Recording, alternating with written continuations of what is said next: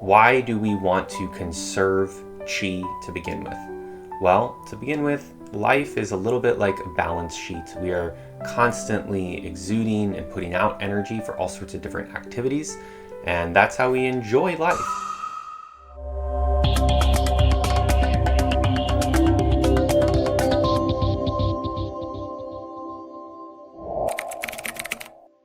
Hey everyone, it's Gabe with Woven Wings, and today I'm making you a video on Qi conservation, how to conserve your energy, and specifically your subtle life force energy, which is connected to your consciousness and is important for a whole lot of things. And so let's get started. So why do we want to conserve Qi to begin with? Well, to begin with, life is a little bit like a balance sheet. We are constantly exuding and putting out energy for all sorts of different activities, and that's how we enjoy life. You know, if you think about a baby or a small child, they just have so much energy. It's just pouring out of them, and it's awesome to be around, right? Especially as we get a little bit older, we don't have as much of that energy, and that boundless enthusiasm is infectious. It's why one of the reasons we like to be around children, right? But as we get older, some of that energy begins to diminish and to deplete, and ultimately, it can result in our expiration, the end of our life. And when we don't have a lot of this Qi, this life force energy, it comes with certain consequences. So I mentioned that Qi is connected to our consciousness, our Shen, our soul, our mind. And so when we don't have the Qi that we should have, we can't access the more intricate and subtle layers of what that consciousness can do. At the more refined levels of Qi, our consciousness begins to transform. When we have Qi, we can begin to go inside and have transformational experiences of life, of what it means to be alive, to be present. And those experiences can be full of joy, bliss, happiness, meaning, profundity. And so there's something that, all of us would naturally want. Okay, but it's not that easy to keep our Qi.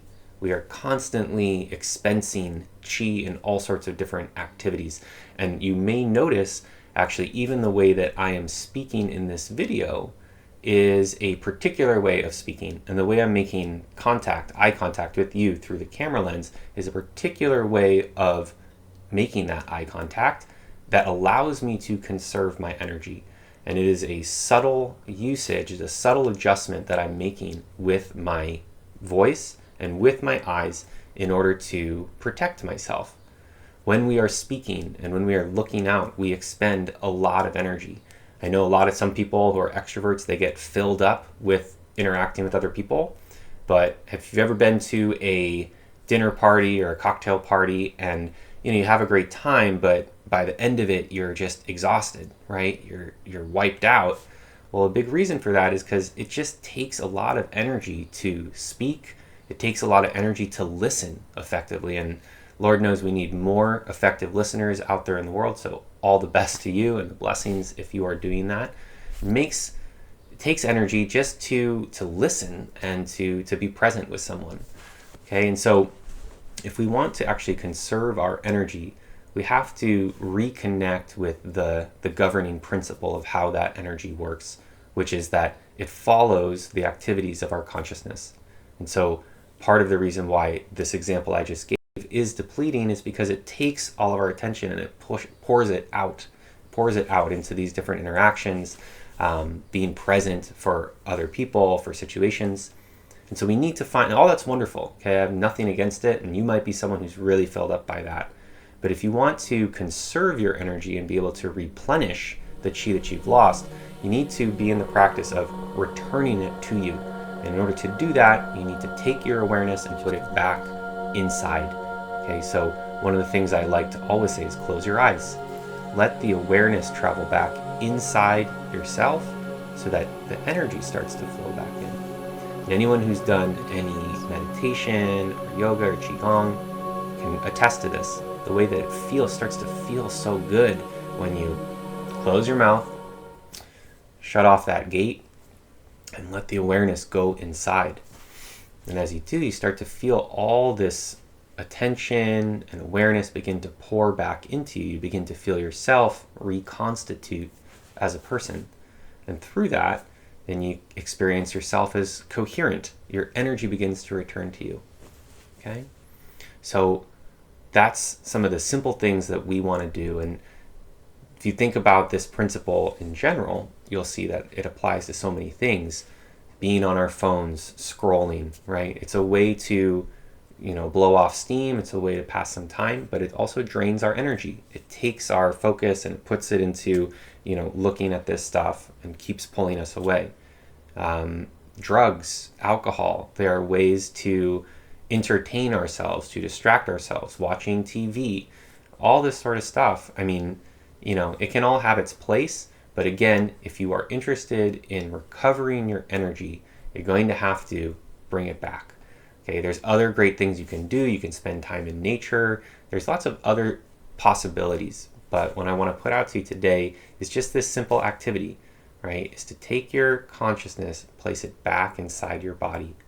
Take your voice, your thoughts. And this is, again, can be utilized then to when you do reach out and connect, when you open your voice and you share with others, it's going to come out with all of that energy, with all of that life force behind it, because you have taken care of it.